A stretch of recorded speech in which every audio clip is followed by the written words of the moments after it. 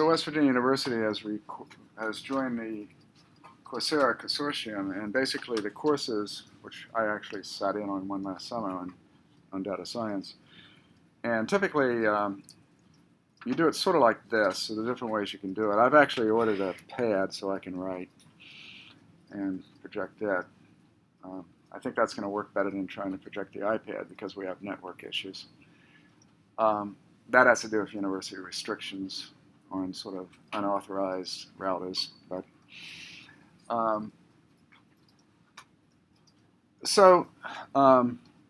if you look at the Coursera courses, then typically what you have is 10-minute video segments. And the way they do it is you see again the slides, and you can write on the slides. And in their instance, you see a little picture of the person, which that's not done in the, it's done in Coursera, but it's not done in the Khan Academy. But it's basically what I'm doing here. You record the video and the voice. The difference is that it's done in 10-minute segments, roughly. With the idea that you would have a lot of videos, and each video might be on a section rather than chapters, or so that each video itself is only about 10 minutes long, 15 max. See, the problem is now you have a 75-minute video, and if you want to find something, you kind of have to search. So if it was narrowed down to a bunch of little ones, so that's ultimately what I want to head towards. But this takes a fair amount of work to organize it that way, so it's sort of an iterative approach. To give you an indication, Georgia Tech's computer science program, they're now putting it online, and you can get the degree for $6,000 by taking distance-based courses. And the way they're doing it is teaching all the courses online, and they're going for mass enrollment, like 10,000 in their computer science program. This must actually kind of scare the other computer science programs. But my point is, well, one of the points I was going to make is that each professor that organizes a course, they pay them $30,000 to develop the course, which is my way of saying that since the university is not going to pay me $30,000 extra to organize a course, mine will be evolutions towards that model. It may take two or three times to get to where I want to get, but I'll get there since I'm not being subsidized in either time or money. But at any rate, I think it is a good model. And it would make the online viewing much nicer because each little video would tie to a specific piece, a much shorter piece. And there'd be a lot more of the videos rather than one per lecture. There might be 5, if we think of the lecture in that way. But again, you may redefine what the lecture is. At any rate, I don't want to talk too much longer because I actually need to leave a little bit early today. So I do want to point out, first of all, that there are various things I posted on the website last night. I didn't have time to send an email.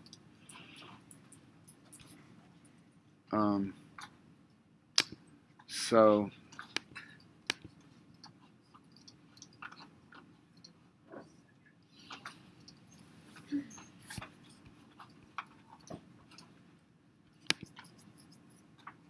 I'm going to quit Safari here, and I'm just going to sort of start things over again. I want to go, first of all, to the website.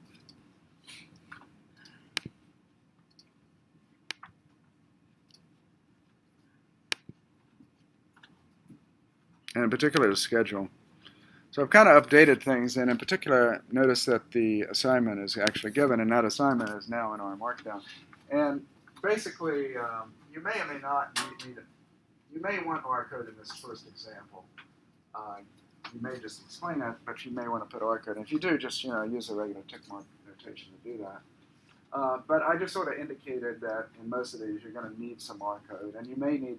I said, since some of the code is given by the author nicely, I said that you need to explain your code where appropriate. In other words, I want to know that you understand the code that you wrote. If you explain your code, so if you gave, for example, the R code in here, so you actually put your R code It's, that's just a text file the way it's coming up. It's being displayed in the browser. If you put your code in here, then below it you might put the text file that explains it, just as regular text. Okay, so this is a template that you can follow, and so you can sort of fill in. And so the assignments are typically going to look like this, although in some cases it may be a little different. Yeah. For the ones that are just concept questions, do you also want code to illustrate the concept? If you can explain, if you have to explain a concept, and you can use, that's what I said in that first problem, for example. You may want code to help explain what you're saying. So that if you can explain it without, some of them are concept questions. If you can explain it without the code, then you don't need the code. But a lot of times the code does help the explanation. So you may want to put it, like even in my first one, it says, why is it different, and what does this, so if you can illustrate it better, code, feel free to do it. Okay. So that's the first assignment. So you can download that.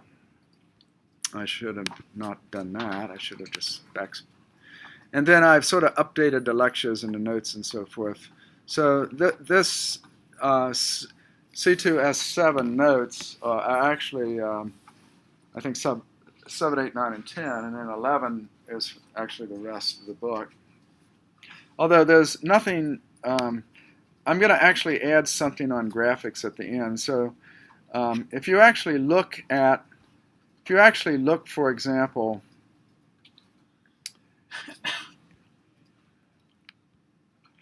if you look at the notes here, and you look at what I'm going to do today, I've enhanced these notes.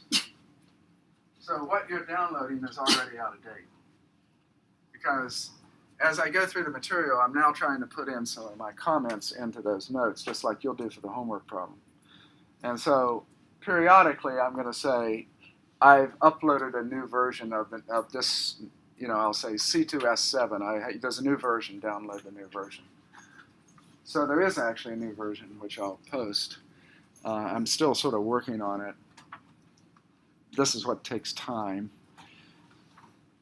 All these little aspects take time. And if I did little 10 or 15 minute segments, again, I would have to do those outside of class, which takes more time. And I'd probably want to do it maybe with a better microphone. I'm just using the built-in one. It starts to get, I actually have a better microphone, but it starts to get awkward, if I carry in a tablet together with a microphone, and starts to get, but if I'm sitting there and I'm doing it on my own in front of my desk, then I don't care how many things I have plugged in, and I don't have to carry them around. So at any rate, if you would retake this course the next time, hopefully not because you get a D or something, but if you would retake this course the next time, I will iterate towards what I'm ultimately moving towards. Sorry I can't do it all in this iteration. Any questions on the material that that I have posted? So I've also posted the lectures up, the posted the lectures. The reason that I typically can't post those lectures right away is it takes about a half hour to 45 minutes to process it, to convert it from the internal format to MPEG. And then if I get home and have to upload it, it's like a gigabyte that I'm uploading. So all these things actually take more time, and I usually have meetings after class, and I don't have time to do it right after class. And then I get home, and it's very slow, particularly uploading. So that's why it sometimes is the next day. So I'll do my best, but like I have a meeting at 2 o'clock, which is why I have to leave early. So at any rate, let's go back into our studio, and let's hope it works today. Otherwise, we'll be doing it locally again. I did have Steve check on it. He doesn't know. It's sort of I think it was too many of you were actually working along with me. Maybe, I don't know. Which I don't want to discourage you from doing, but so what I'm going to do now is going to 523, and I'm going to look at the notes in Chapter 2. I want to go back and mention a few things about Chapter 2, Section 7. Not actually 7, but... And I'm going to set the working directory to be this. Actually, I'm going to clear the console since that's from my last class.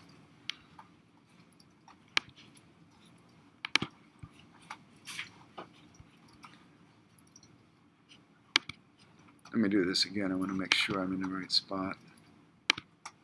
Yeah. Okay.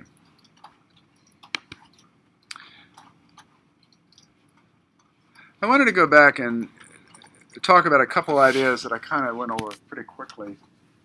And I've added some content here, which if we execute, if we knit it, in section 2.8, I added some code relating to functional program, and I said is that R is sort of a functional language. It's not a pure functional language, but it has many aspects of a functional language. In fact, in R, essentially everything is a function. You can think of R as functions operating on data structures that create new data structures. You can think of that as the paradigm. But there are specific functions which actually sort of are more classically what you think of as the type of functions in a functional language. So a couple things to consider is that you pass, functions can be passed as arguments to another function. So the arguments of function can in fact be a function. Not only that, the result of a function can be a function.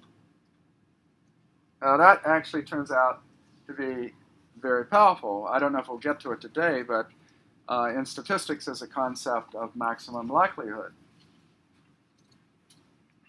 And so the maximum likelihood estimation would say, in words, if I have a parameter, what is the most likely value of that parameter given the data? That's a simple thing to state, but it's an optimization problem. And some optimization problems are pretty hard. Some optimization problems are not so hard, but this is an optimization problem. And it turns out that when you learn optimization, if you have a simple function in calculus and you want to find, say the max, the x value corresponding to the max, then that's a fairly simple thing to do. But when you actually have data, you can actually write computer code to do, say, differentiation, which is maybe used to do this. Well, it is used, depending on the algorithm you use. But you can actually write those types of functions in R fairly simply. That's why you can actually do calculus in R. But when you have data, it adds a new dimension to this, because these functions depend on the data, and so we have a slight complication. So it's not just optimization that you might think of in terms of taking a more advanced calculus course. It's a little bit more difficult than that. So functions can be passed as argument to functions, and functions can return functions. That's pretty powerful. Now, there some of the functions that are very powerful for doing functional type program. There are a bunch of them, and some of them we're going to talk about in Chapter 8. There's a bunch of functions called apply functions. But here are a few that we'll mention: reduce, filter, map, and negate. We talked about those last time. So let's go back to the R code. And this is not in the book. This is a little function that I said. Suppose you define x to be the vector 1 to 10. So that's 1, 2, 3. And then I could actually use, I could just say sum x, right? There's a function called sum. I could just say sum of x. And what sum of x does is sums the successive values of its argument. But the reduce function says I want to reduce, the first argument is a function. So in this case, I'm saying I want you to reduce x by the function plus. And so if I say, so the first argument is a function, and then it's going to be applied to successive elements. If you look at the definition of reduce, it takes a function of 2 arguments, and it's going to successively combine the elements of the vector. So what happens when I do reduce with plus is you get the sum. Now this is very trivial, but you could define very powerful functions where the first argument is a function that gets applied to a vector. And so this is just a very simple example. It's not in the book, but I don't think it gives one for reduce. But that's a simple example. That's one of the other things that you may notice about this book is they talk about a lot of functions and they give no examples. Or they say, as a homework problem, you give the example, basically. That's another thing I want to try to fill in a little bit is some additional examples that will illustrate some of the things. But again, that's something I'm going to try to do as much as I can of this semester. Now the map function, it's another functional type argument that I'm going to, I say map paste. So the first argument is in fact a function. So all these examples that I'm giving is that one of the arguments, in this case so far the first argument, is in fact a function. So the function is an argument to a function.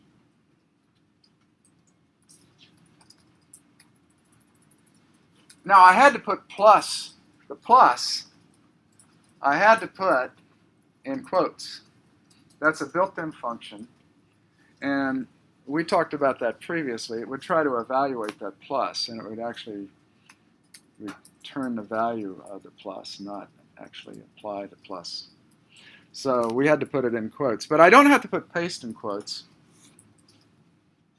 And so the map function, what does it say above? It applies a function to the corresponding elements of an arbitrary number of input vectors. In this case, I have 2 input vectors. I have 1 to 4, and I have letters 1 to 4. So the first argument is 1, 2, 3, 4. The second argument is A, B, C, D, small letters. Now I have a third argument that says the sep. You can actually, if I match an argument to paste, it uses it. So a sep is actually an argument to paste. It tells you, what am I going to use to separate? When I paste them together, what separates it? It could be nothing when they jam them together. It could be a space. It could be an underscore, whatever. So in fact, in this case, we're going to use an underscore. So again, I'm using a function as an argument to a function.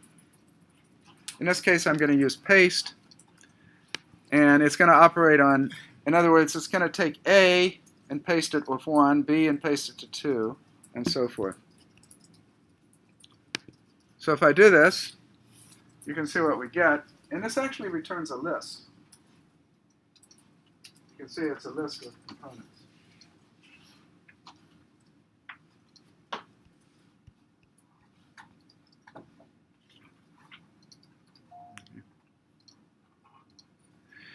Now we're going to talk about a function filter and negate. And when we do this, it actually uses something that's in the next section, if else. So we can talk about it a little bit. But I'm going to talk about the if else a little bit more.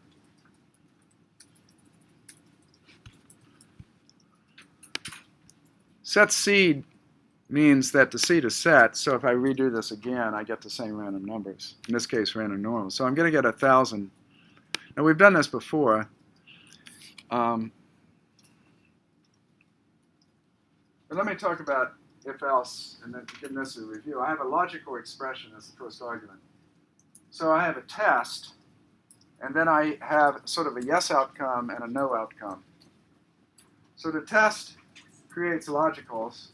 And this says, if the absolute value of x is greater than 2.2. So I'm looking for, I generated what? I generated standard normals.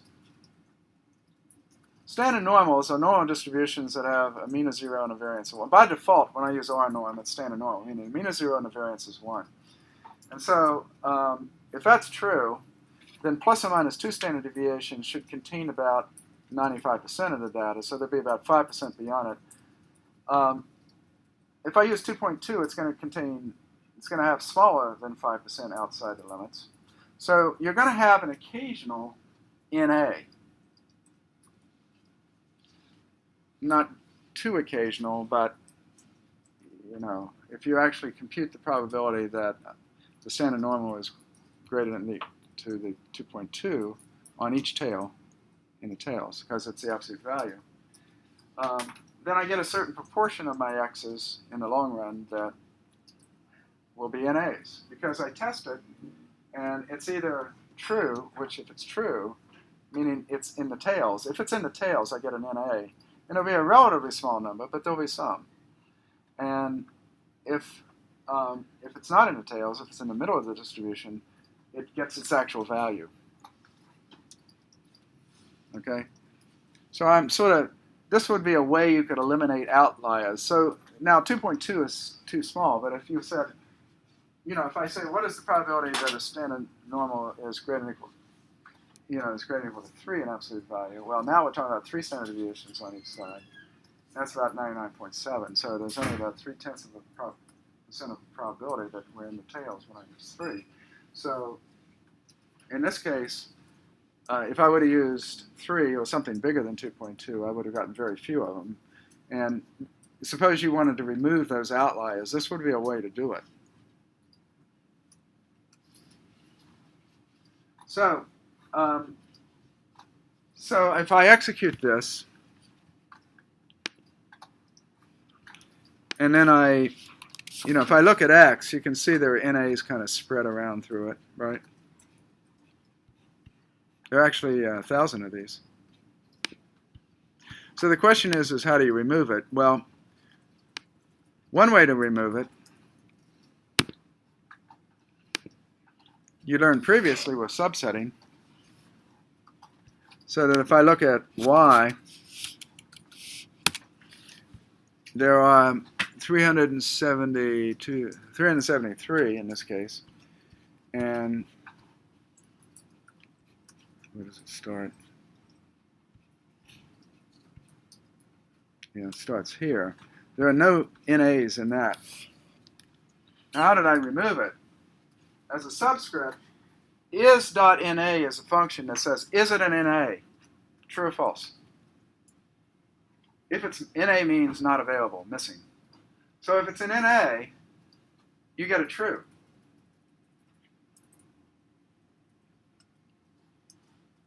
Now if I did that, and but if I put the explanation point, it means negation of that. It turns the trues to falses and the falses to true.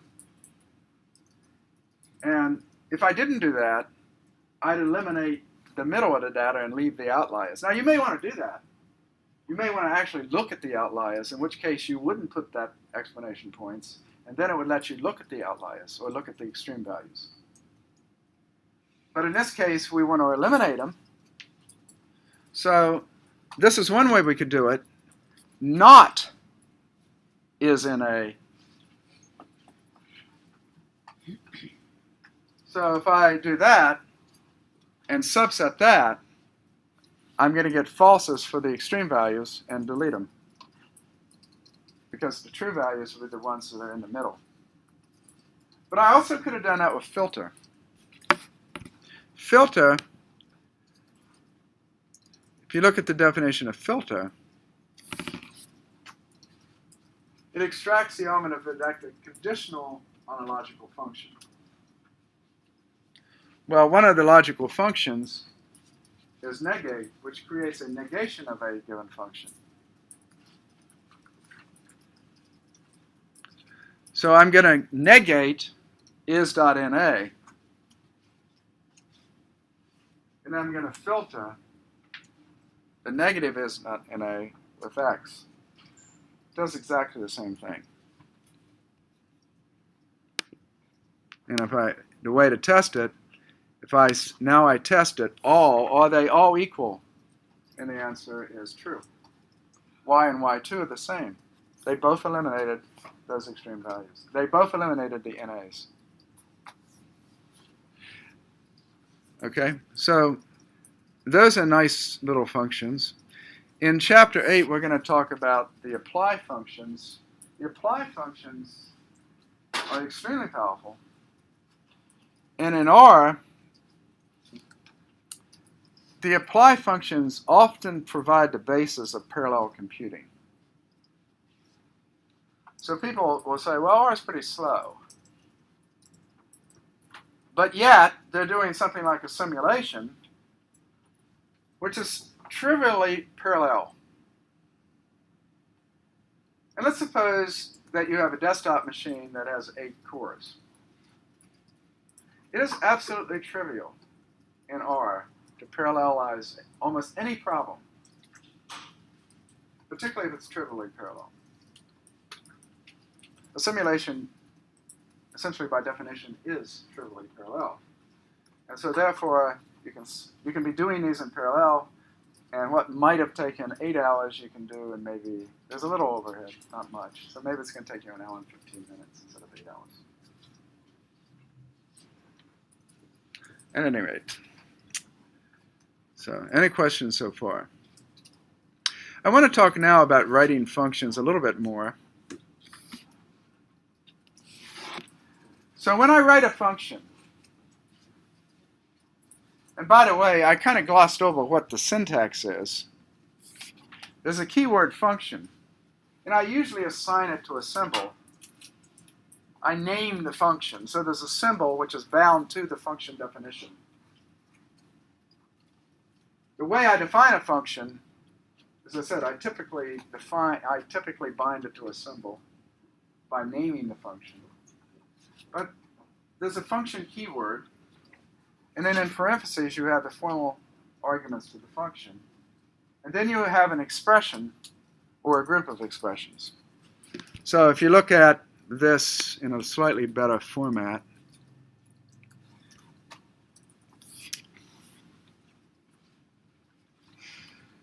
you have a keyword function, and in parentheses you have the formal arguments separated by commas.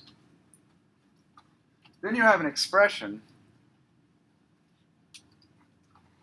or multiple expressions.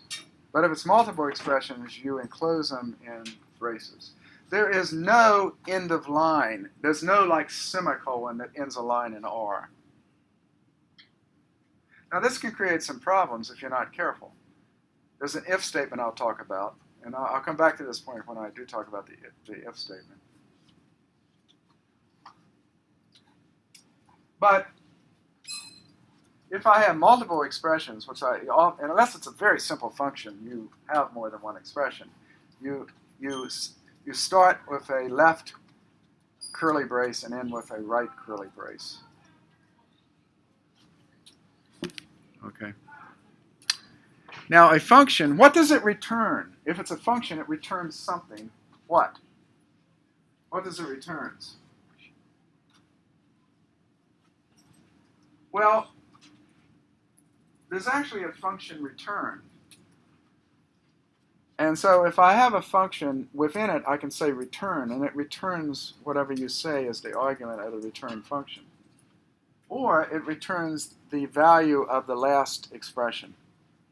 So for example, if you look here, these two are the same because I say return x times x in the first one, the first squared function. And in the second squared function, it's the last expression. Well, there is only one expression.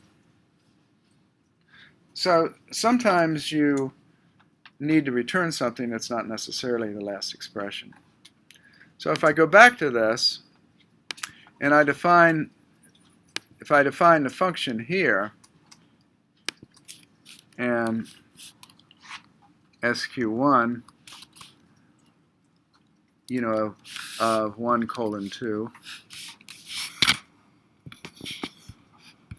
or that was actually explicitly using return, or I could define SQ2, and then I could get SQ2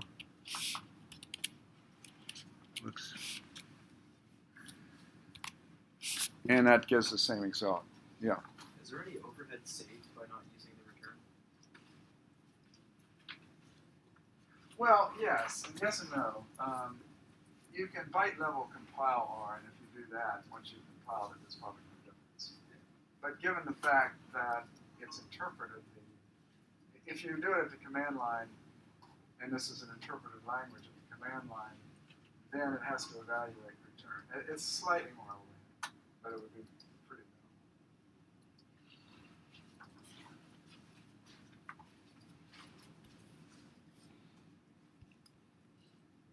Okay. So we had talked about this paste function, and this is a pretty simple one. So notice the syntax of function. I have a keyword function. And notice that RStudio has syntax highlighting, so the keywords are highlighted. So function is highlighted. In fact, RStudio has to know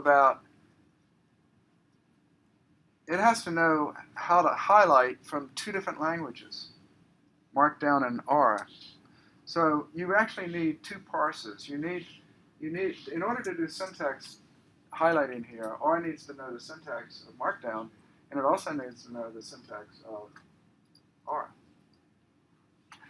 So it's just like if you embed R within LaTeX, with a .mnw file, then you need to know the syntax of LaTeX, which is pretty extensive, as well as the syntax of R.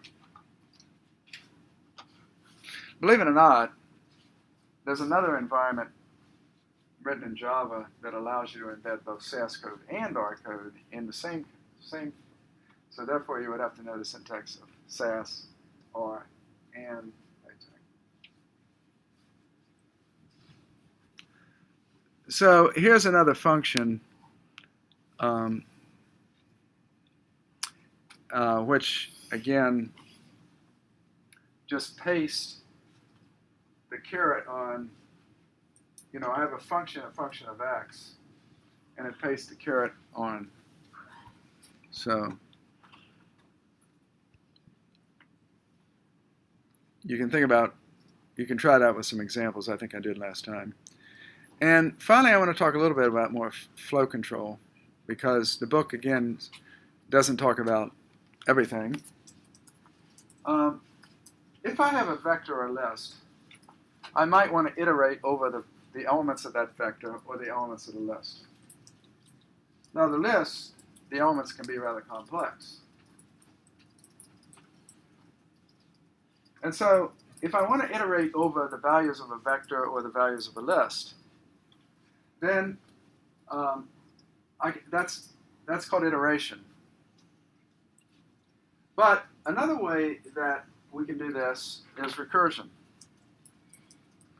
And next time I'm going to sort of there's a recursive function in the text, and I'm going to bring in another recursive function. Recursion is extremely powerful. And we talked, I think, about the example, n factorial could be thought of as n times n minus 1 factorial. So you could actually write a very simple recursive formula to a function to compute n factorial. So you have a function defined in terms of itself. And that's quite easy to do in R, because R allows functions to be embedded within functions. There are three iterators: for, while, and repeat. And the for has the syntax of for variable in some sequence, and then it evaluates an expression. And again, the expression could be compound, meaning curly braces more than one expression. So one of the common things, I in 1:10, it means I takes on the value 1, 2, 3, 4, 5, 6, 7, 8, 9, 10, and for each one of those, it computes the expression or compound expression if it's compound. Now the while says, while the condition is true, do the expression. Now the while is one of those places that you can get caught in an infinite loop. Because what has to happen is you have to test you have to have some way of breaking out of it. And there is a break. So we can break away from the function or from the while expression. But a state could simply change, and based upon a state change, you could leave. And the repeat is the same thing. Repeat the expression. So you repeat it indefinitely. But you better have a way of getting out of that repeat or the while, or you just keep going forever. Well, not forever, because eventually someone is going to shut you down. Like us.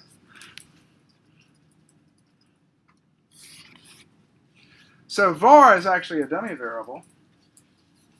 And it takes values in sequence. And the condition is a length 1 logical or length 1 numeric. Now, you might think the condition has to be true or false. In other words, I say this is greater than, x is greater than 2. So it's either true or false. It's either greater or it's not greater. And it could be a vector, in which case you get a vectors and trues and false. But in this case, it's a length 1, and so it will consider the first one. And it can be more than just true or false or logical. It can be numeric. In R, you now have the capability of having a test or a condition that has a numerical outcome. And if you do that, 0 is considered false, and anything other than 0 is considered true. So if you do a numerical calculation, then if you get a 0, that's considered false, and anything other than 0 is considered true. So that's now possible. Not so commonly used, but it could be used. So you either have, the condition is either a logical outcome, that's true or false, or numeric, which is 0 or not 0, which is like false or true. And, of course, expression is a valid R expression, or it could be a compound expression enclosed in curly braces. And sequence is a vector or a list. You could iterate over a list. Doesn't have to be a vector. It could be a list. You could iterate over the values of the list. So here's a simple example of 4, which I did last time. And then here's an example of using break. And I indicated that the value of I is 4. In other words, it broke out. In the 4th time through, it exceeded it, so it broke away. So this illustrates the break. There's also a next. So the break and the next, these are actually 2 special values that can control the iteration. Now, just above, I showed you the if-else somewhere. Where did I do that? Right here. So here's an example of if-else. So you have if-else, you're testing a condition, and it's either a yes or a no. So the first argument is the test, and then if it's true, it's the next argument, which corresponds to a yes, is the second argument. The third argument is the no. So you sort of combine. Now, there's also, do I have?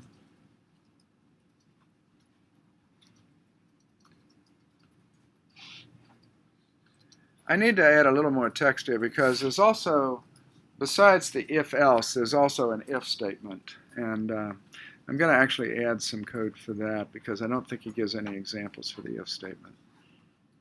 Okay.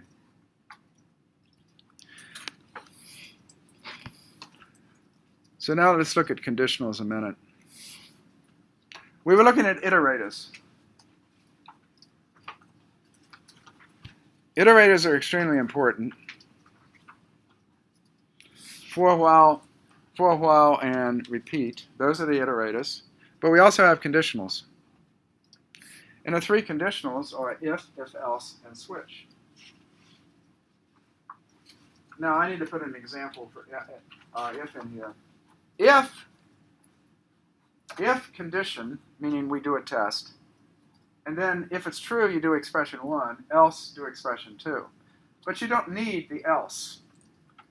You can simply say, if it's true, do this, And otherwise, you just go to the next line, you don't do anything. So you don't need the else. Now there's a little bit of a problem here because we don't have like semicolons ending an OR statement. So if you suppose you're doing line by line on the console, and you say if some condition, and you put a result, OR doesn't know whether you're finished or not. It doesn't know, since you don't have to have an else clause, it doesn't know whether there's an else coming on the next line or not. So it doesn't know whether you've completed the results.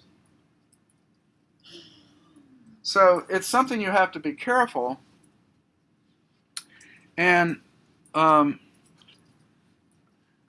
we're actually building an environment that's designed for teaching, which basically does what RStudio does, but I'll be able to write on the screen and so forth directly, so I won't have to use a tablet to sort of. So we have these same issues of parsing, because one of the things we want to do is do a line number, and the line numbers correspond to our expressions.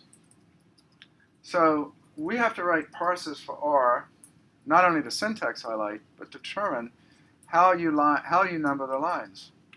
When is the expression done? So these become kind of technical issues. But if you're over here just typing it, if you just say if condition expression 1, R doesn't know whether you're done or not. Because you can stop there, or you might have an else, and you're going to put it on a second line. So you may need to use curly braces to remove the ambiguity, because, again, the else is optional.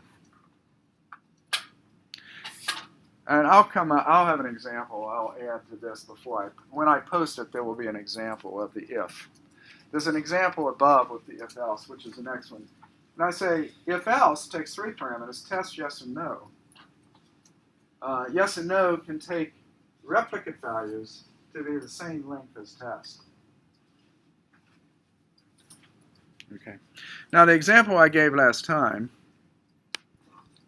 is I define X to be a matrix.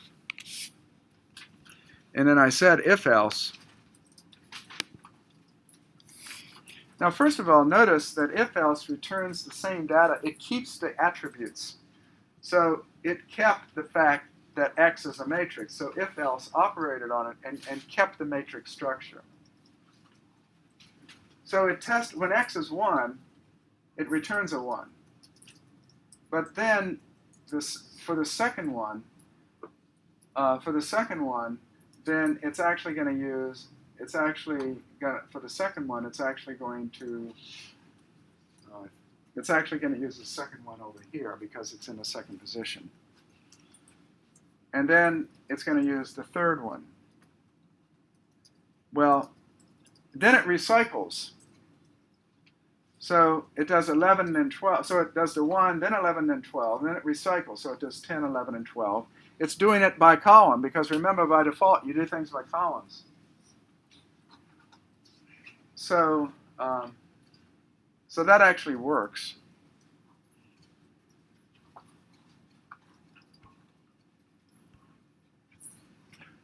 And then finally, I'll probably write a little bit more here. The first argument, the switch, is an expression.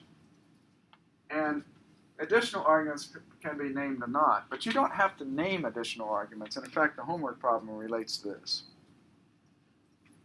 So if I say switch, okay, I have a function called center that I define, and I switch based on the type. So the function has 2 arguments, x, which is the data, and type, which is the function I'm going to apply to the data. So what function? So when I call the function, I could say center x mean. That would mean apply the mean to x. So how does Oh, I know to do it. Well, it goes to switch and it looks at type. It says switch type. And it looks down the name list and it says mean. Okay, I'm going to apply the mean function. But if you would have said center x median, it would have looked down the list and said, oh, it matches on median, and therefore I'm going to do the median, and so forth. So it allows me to decide the function that I'm going to apply. And if in fact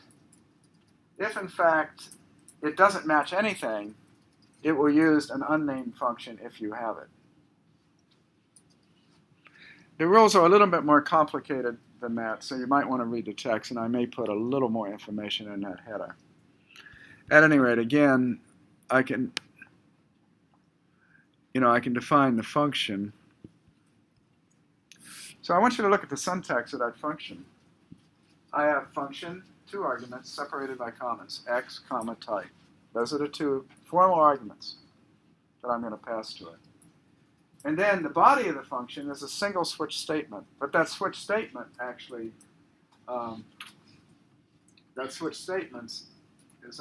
has type, and then it's got, by the way, I want to show you one thing here. You notice when I put the cursor to the right of the right curly bracket, do you notice that it highlights the corresponding curly bracket? That's actually pretty important. Likewise, when I put the cursor, I don't know if you can see that, but when I put the cursor to the right, it highlights the right of the right parens, it highlights the left parens.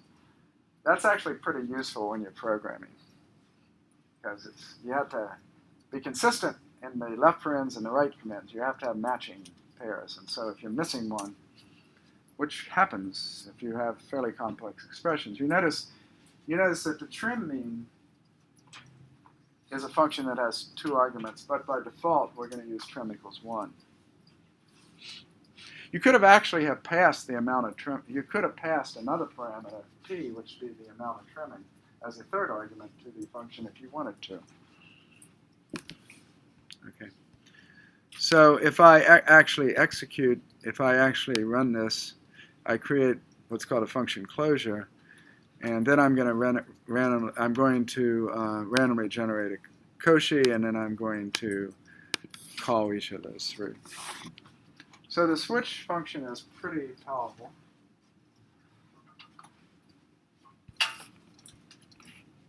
Okay, any questions? Okay, now we're going to talk about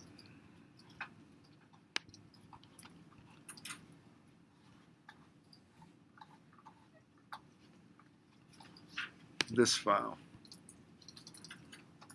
And I'm going to be adding, I don't really have comments added here yet, but I will be adding them, and I will be updating some of these.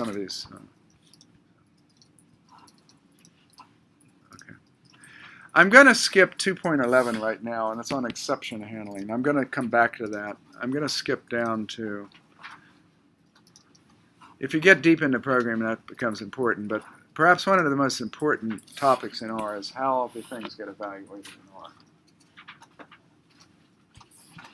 So I have mentioned before that R is a pass-by value. So actually, when I call a function, I actually copy the value to that function. In other words, the arguments. I'm actually copying a value that the function has. In fact, that's not quite true. It doesn't actually copy it unless you're going to modify that value. So not everything gets passed by value. If you don't really change the value, it actually does not get copied. So when it gets copied, you have 2 copies of it. And if you have 2 large data structures, that can be a lot of memory. So if you don't really modify the data structure, R doesn't actually make a second copy, unless the function modifies that data structure.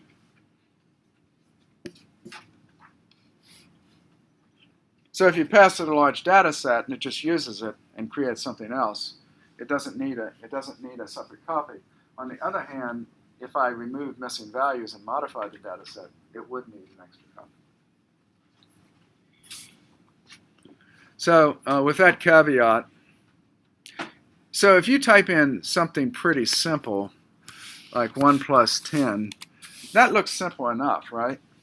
But that actually gets parsed by R, and there are actually 3 symbols there, 1, plus, and 10.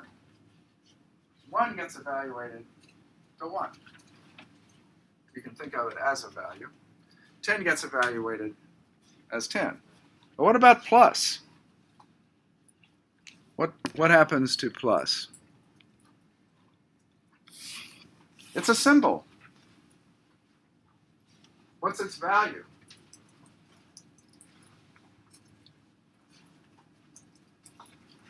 Well, first of all, if it's a symbol and it wants to evaluate it, how does it find it?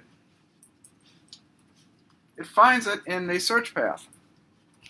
So if I type in here, search, it's got to find it somewhere in there. Where does it find it? And maybe you've defined your own plus, and so there's more than one. And you can define your own plus. The way you can find, if you say find plus, it tells you where it is in the search path. It's actually here. It's actually in the last place in it. It's package base. It's in the base or a package. That's where you find the symbol plus. And if you want to know what its value is, it's a function. That's its value. It's actually a function of 2 arguments. So if I say 1 plus 10, the first argument, E1, is what? 1. And 10 is E2. So plus is actually a function. You think of it as an operator, but it's actually a function. In this case, it's a binary function because there are 2 arguments.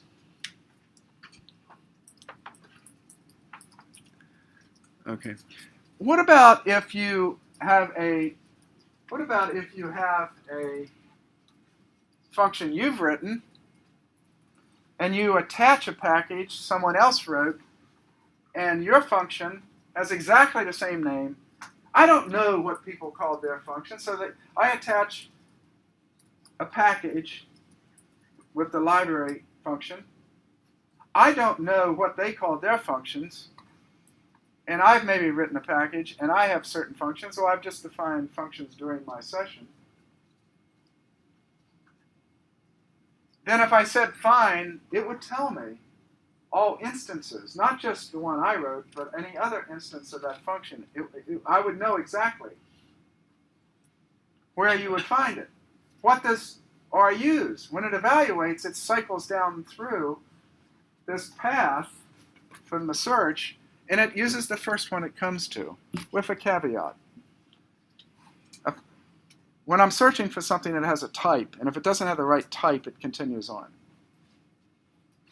So if I'm hunting for a function with a certain name, and R knows you're hunting for a function, and you have a name up here that's not a function, it will pass by it until it finds a function. So it's not quite true that it always uses the first, but typically it uses the first one it finds. And therefore, if there are 2 functions by the same name, the first function will be used, not the second, and we say the second one was masked. So if I write a function, plus, it can mask the built-in function. I think we have an example of this, and we'll do this and then stop. So suppose I define a function plus, and what my plus will do is it will take an argument and print howdy. So I'm assigning to plus this function of 2 arguments that prints howdy. So I'm going to define the function. So I said the binding of plus is now in global space. So if I look over here, there's a function plus that's now defined right here. And so when I apply, what do you think is going to happen now when I say 1 plus 10? It prints out howdy. Because my function is defined in the global space, and the plus is found way down the list in the base package. So this wasn't what we wanted. So the binding of plus is now in the global space, the global environment. And I can remove it. Did you see right down here it got removed? If you look closely. How do you tell that you're removing the right plus? It removes it in the same order. Oh.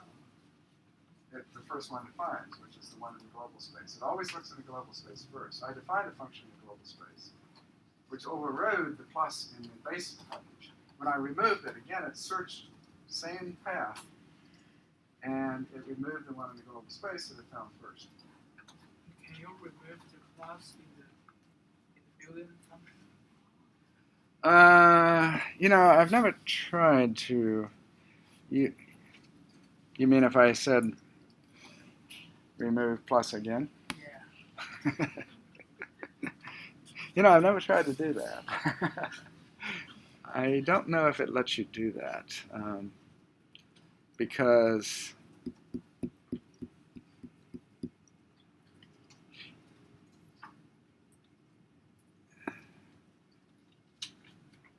I don't think I want to try it with plus, maybe some obscure operator. At any rate, we can test that, but I don't think you can with some of these primitives that are built in. Now I'm back to 1 plus 10 is 11. So the point you should come home with is that if I attach packages, and maybe I have a package, those packages could have name conflicts.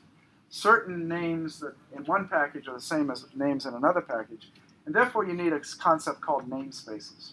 So if you want to make sure you use the right function, you can actually specify the namespace for a particular package, and then you put colon with the name of the function, and that will make sure you get the right function. If you write a package, you can export certain names, you can have a namespace, and you can export certain functions that other people can use, and likewise I can import those. So namespaces is something we'll talk about next time. Any questions? Okay, I do need to leave now.